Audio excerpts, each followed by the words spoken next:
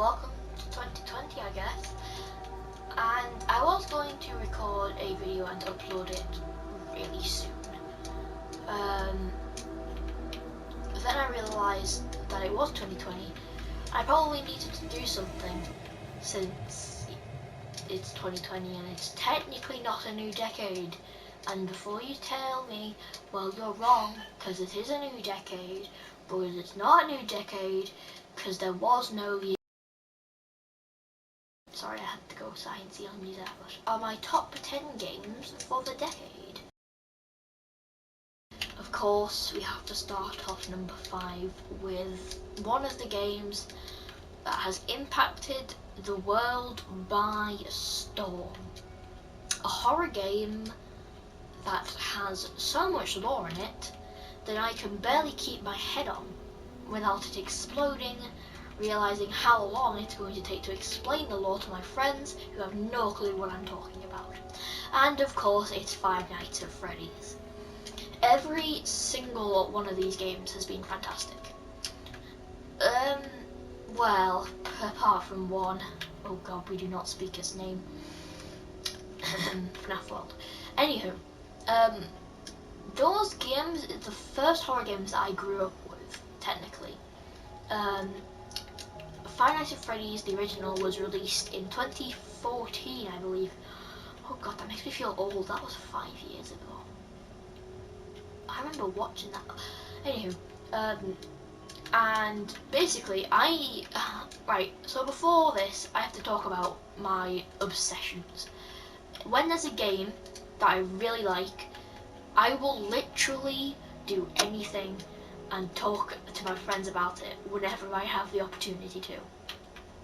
And I think Five Nights at Freddy's was one of the first games that ever did that, because I just love the story. In games, I think you've got to know, I love story. Anything with a strong story, strong characters, or a pretty funny antagonist is amazing.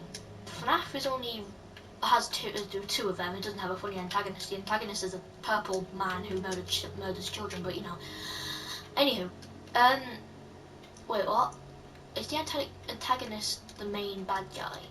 I am way too tired. I am recording this when I've just woken up, so yeah. Anywho, I think I'll just explain a small part of the story here.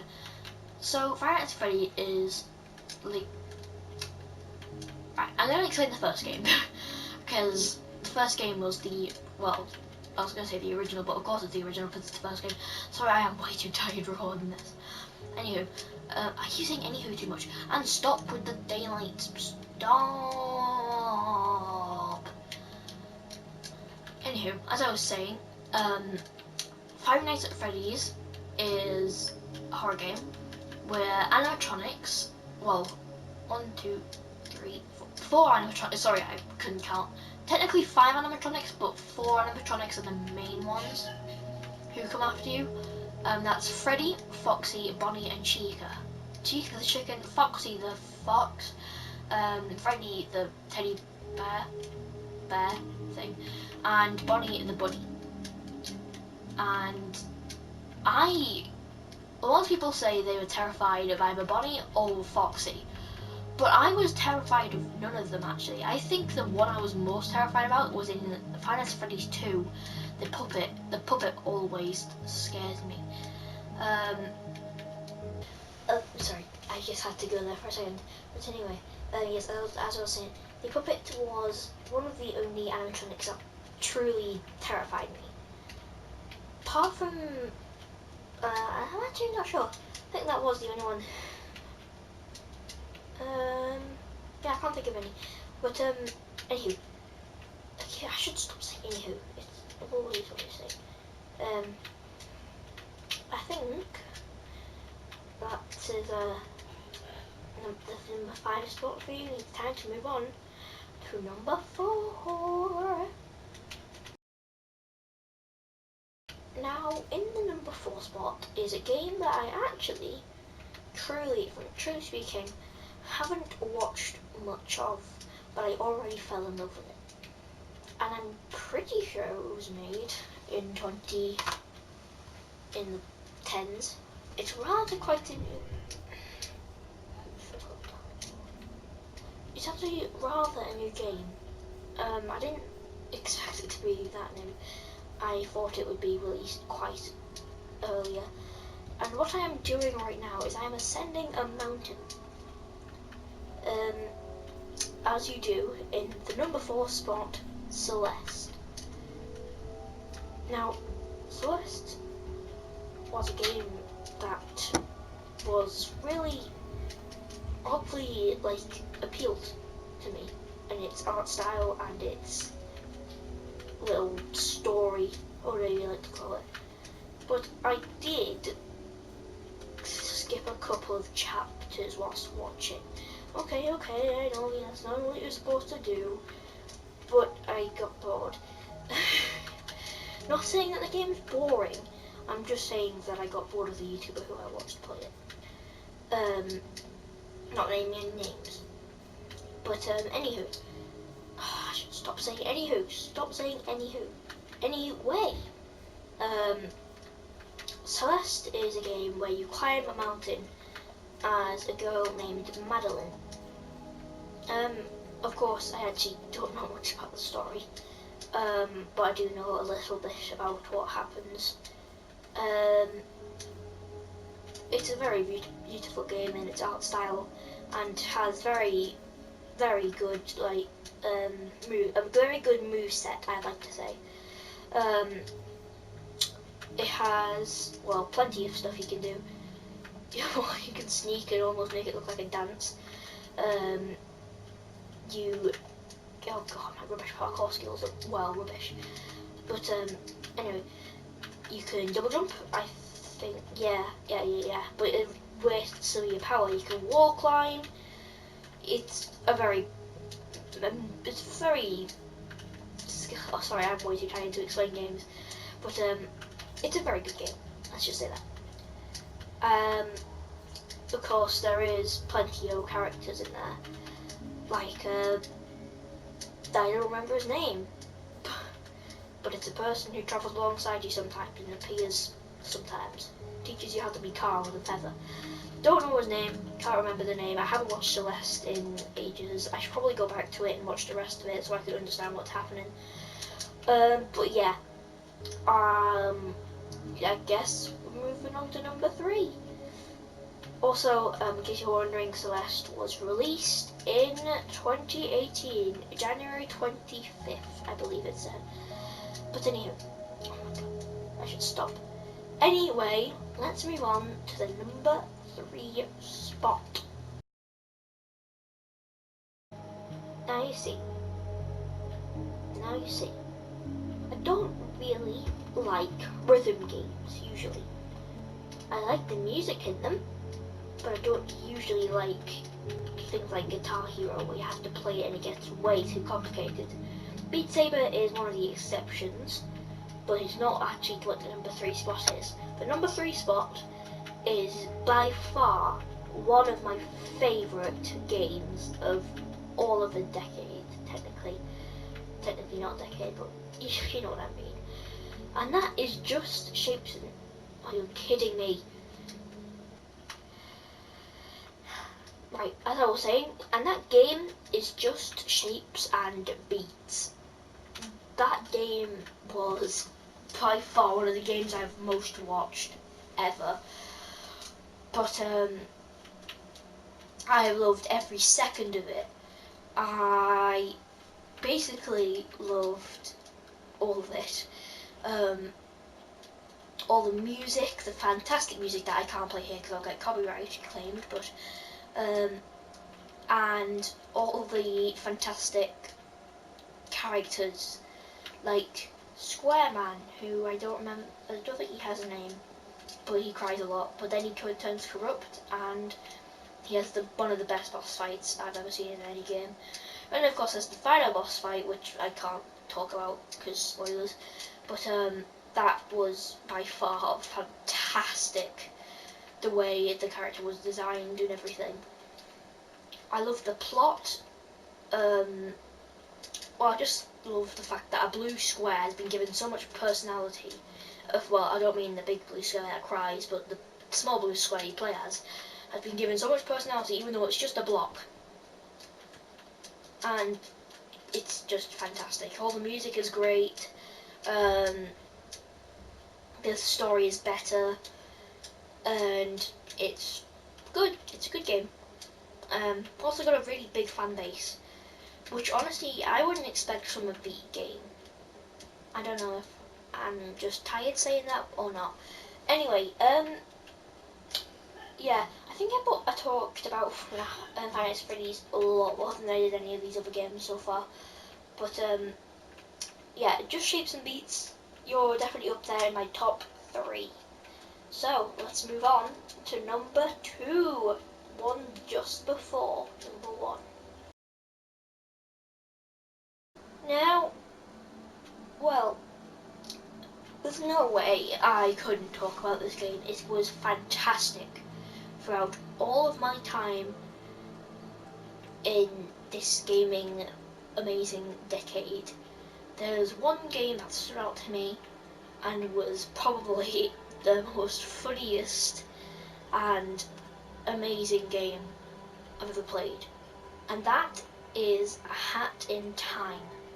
A Hat in Time is a game, a small girl with a hat that can give her special abilities going through this unknown world after, yes, you hear me right, a mafia man rips open her door and she gets sucked out into space along with all of her fuel, which are her timepieces. These timepieces are the collectibles in this game to let you finish. And basically, I just love the game so much. It's got such a cute art style and really great platforming. Fantastic levels and fantastic characters. By far my favourite has to be Snatcher, because he's just he's amazing. And then it goes from a light-hearted game and then turns in one of the most scary levels I've seen in, well, a long time in a non-scary game and for kids. And that's Queen Vanessa's Manor. That, I was thinking of doing a Let's Play on this, because I have the game and I recorded it all, but I didn't edit any of it. And I did. That's mainly because A, I couldn't defeat Snatcher because I couldn't go through Queen Vanessa's Manor. I didn't want to. I might go back to it in its own separate video, even if I haven't uploaded any of the other Hat in Time videos. But I might just do it for the funnies, because it's horrifying to me. Even though I know exactly what happens, it's still horrifying to me. Anywho, oh my goodness, I'm just gonna stop myself now. Anyway, Hat in Time was an amazing game, and the final boss fight between Mustache Girl, which I'm allowed to say because that's technically not a spoiler because it's obvious who's gonna fight last, was amazing. And all the timepieces were hidden perfectly and had the best missions ever. The time rifts were amazing, where they were their own little world, and they all tell you the story of what actually happened there. And honestly, probably should be high, like number 1, if this game didn't make me have the burst of energy I needed to make all the art that I've ever done. But this next game is what actually made me into more games. Oh my goodness, how many times am I going to have to do this? And, well, I guess we'll move on to the honourable mentions now. Not just go on to the number 1 game that influenced everything I've done. So, let's go on to the honourable mentions. Honourable mention number 1 is a game that me and my father played. It was just amazing. It was really well designed, mainly because it was filmed in real life and then put into a game, which I find is just fantastic. The amount of effort put into it, The story was amazing as well. The multiple choice aspect of it was fantastic. And every single character had their own charm. And I'm of course talking about Detroit Become Human. Detroit Become Human was amazing. I loved Hank, I loved Connor, I loved every single character apart from Todd. Todd was evil. But anyway, yeah, I just thought that game was utterly fantastic. I would have put it at number 2 if I didn't already realise that I haven't put Hat in Time on this list yet. But oh my gosh, seriously. Anyway, but Detroit Become Human, especially when it gets to the really, really quick parts, like when Connor goes into a evil android thing, and where you have to do the quick time parts, and it was fantastic. I got a genuinely good playthrough. That's until I got to the part where Connor had to go into the Cyberlife factory area to release all the androids that were trapped, because I accidentally pressed the wrong couple of buttons and killed them. Rest in peace, Connor. Anyway, second honourable mention, here we go. The second honourable mention is a game that I honestly would have put at number 1 if it weren't for the fact that that number 1 influenced me in everything I do now. And that is Portal 2. Portal 2 was amazing. I thought Portal 1 was, Portal itself, the first game, was fantastic. I thought it was great. I thought GLaDOS was really funny and sarcastic. I thought how it ended was brilliant. You getting dragged back into the facility. I thought all the little hidden Ratman Easter egg things were cleverly hidden. The Portal radios, the song at the end after beating GLaDOS. Well, Portal 1 was fantastic, but Portal 2 beats it all. Portal 2 has a new, bigger, better designed GLaDOS with an even more sarcastic tone and was just fantastic. Every second of Portal 2 I was intrigued. The puzzles were amazing, everything else was amazing, and it had a British core who was by far my favourite character in video game history. And of course I'm talking about Wheelie. But the way he takes over the facility and just makes everything go basically to hell. And it was just fantastic. The story of GLaDOS and the woman behind GLaDOS, the story behind what happened to all the workers in Aperture. I'm speechless. It was one of the best games of the decade. Now I think it's time to move on to number 1. Are you ready, guys? My small time playing this game on this channel was, well, not taken the best. I don't think many people watched it, I don't think many people enjoyed it, but I got the game because of how it was amazing, and I just thought it looked good. But I got something way better than good. I got Hollow Knight, and Hollow Knight was by far the best game I've ever played, ever in forever.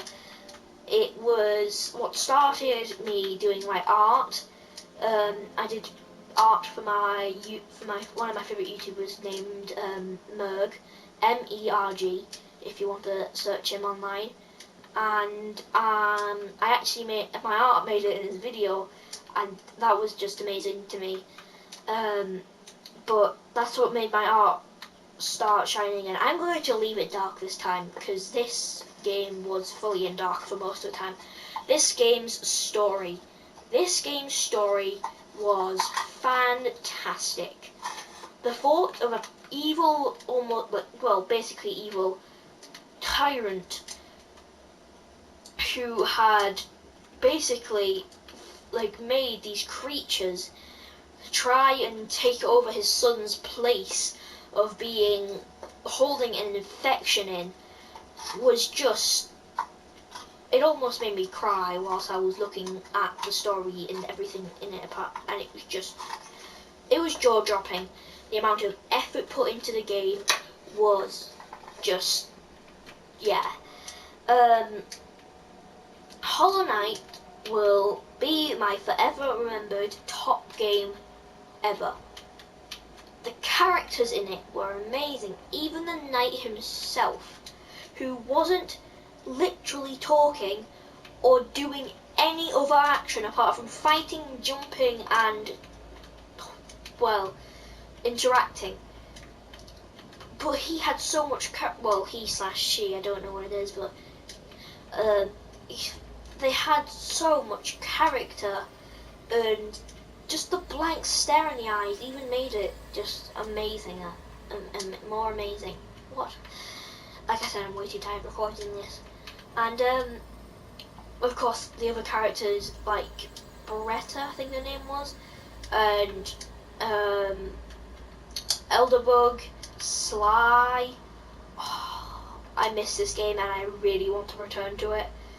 And I probably should return to it, but I'm in a hard place right now, and it's kind of hard to beat.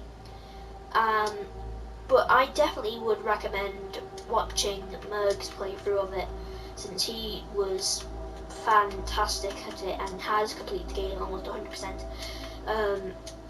So I'd recommend watching all that series instead of mine, honestly, because mine's rubbish. I wandered around for like an hour in Deep Nest, wondering where on earth I was. Speaking of Deep Nest, I made it out to be horrible, and it was horrible. But it was one of the best areas in games I've ever been to. And, well, congrats to Hollow Knight for being the best game ever. Congrats to Team Cherry for being, oh come on, I'll leave it as well, just for the final one. Congrats to Team Cherry for making this game, and thank you all for watching. Haha, that was a good segue. I should probably try that again eventually. Anyway, ta-ra, and I have been your host, Spudney, the fancily dressed Tea Master. I don't know, I just came up with that now. Anyway, bye-bye.